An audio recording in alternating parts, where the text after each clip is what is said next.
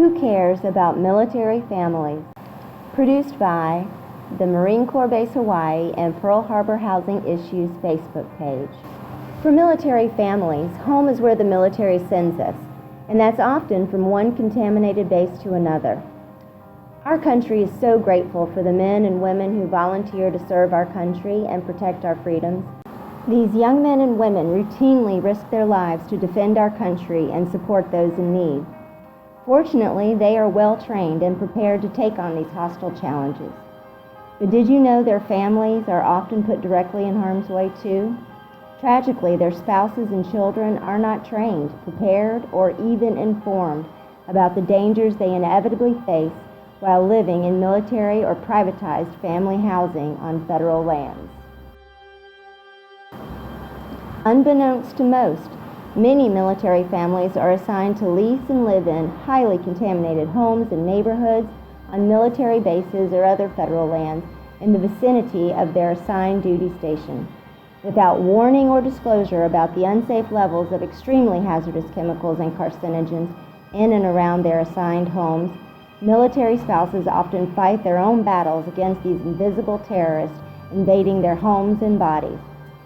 While service members are deployed abroad to combat, fighting for our country and freedoms, their spouses are often back home fighting these invisible and undisclosed enemies for their lives and for the lives of their babies and children.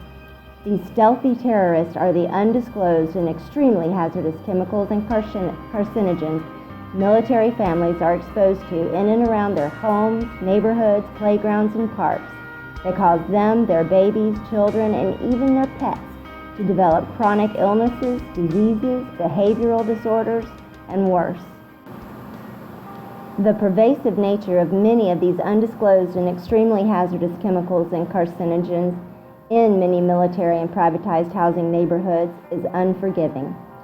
They are often in the air families breathe, the water they drink and bathe in, the soil they play and garden in, and worst of all, they're in much higher concentrations inside their homes, in indoor air and house dust.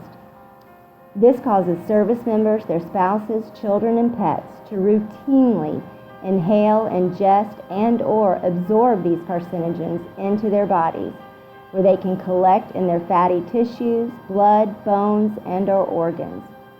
Repeated exposures can happen for years without detection or noticeable symptoms. Yet chronic, low-level exposure while living in contaminated neighborhoods for years at a time can be just as bad, if not worse than, a single potentially fatal acute exposure.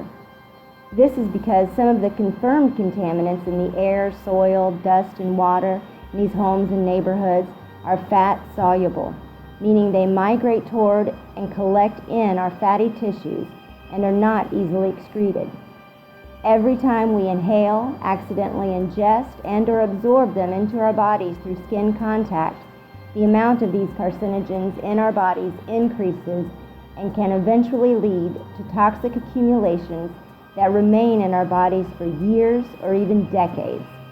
Years of chronic low-level and even undetected exposures can cause toxic levels to accumulate that can cause cancer and/or many other diseases to develop years or even decades after we've moved away from the contaminated neighborhood.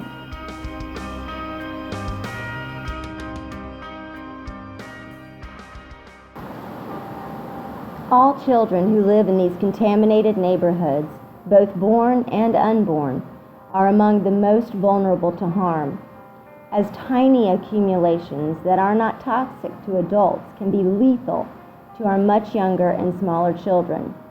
Not only are they much more likely to come into frequent contact with these contaminants, but it doesn't take much to cause them lifelong disorders, developmental delays, diseases, or worse.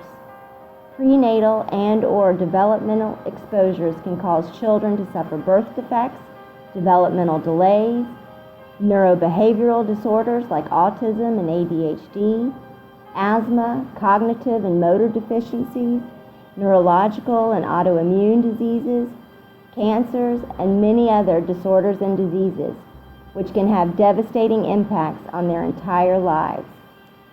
Undisclosed hazardous contamination in and around military and privatized family housing neighborhoods is an ongoing and terrible problem the Department of Defense and our country needs to recognize and work to resolve. In the very least, military service members and their families should be informed about the unsafe levels of hazardous contaminants in and around their assigned homes and the lifelong health risks they face. Far too many service members, their spouses, and children are developing completely unnecessary and preventable diseases, disorders, and our untimely deaths because of chronic exposures to undisclosed contaminants in and around their assigned homes and neighborhoods on federal lands. Yet neither the families nor their physicians are aware of their significantly increased health risks because neither are informed about the hazardous contamination or serious health and exposure risks. Physicians caring for these families do not even consider their patients' chronic exposures as a potential cause or contributing factor to the related disorders and diseases they develop, simply because they do not know they should. Far too many military families are falling victim to this deadly deception, and the failures of DoD, their private housing contractors, and others to test for, remove, remediate, or disclose hazardous contamination in and around military and privatized family housing neighborhoods. Not to mention the catastrophic failures of EPA, the states, and state health departments who are supposed to oversee and enforce laws and regulations to protect health and the environment in these contaminated residential neighborhoods on federal lands.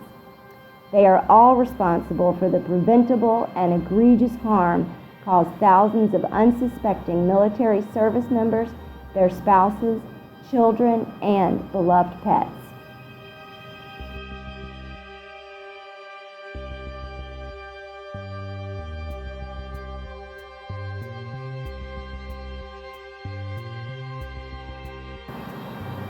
If you would like to learn more about the specific contaminants, what caused the contamination, or why it has not been removed, remediated, or disclosed, please visit and join the discussions on the MCBH and Pearl Harbor Housing Issues Facebook page. In the coming months, we will post more videos sharing detailed accounts and overwhelming evidence about this ongoing atrocity.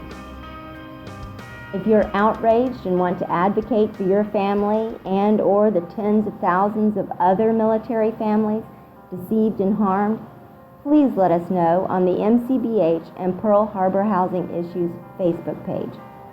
We would really like to hear from you. If we expect others to care about the health and safety of military families, then we must care about our health and safety first. We must speak up as a united front and demand that our health and safety be protected just as much as our civilian counterparts. If we do nothing, nothing will change. And if we speak up individually, we will all get the same meaningless response as many others have for decades. The only way to ensure the health and safety of military families is even considered and protected is for us all to begin working together as a united front to demand it. If you're willing and ready to help force this much-needed change, please email me, Kara Barber, at karabarber@earthlink.net, and also like the MCBH and Pearl Harbor Housing Issues Facebook page. Those who do will be kept informed about your rights and the opportunities to participate in potential legal, legislative, and public media efforts to raise awareness and demand that our health and safety receive at least the same protections as our civilian counterparts.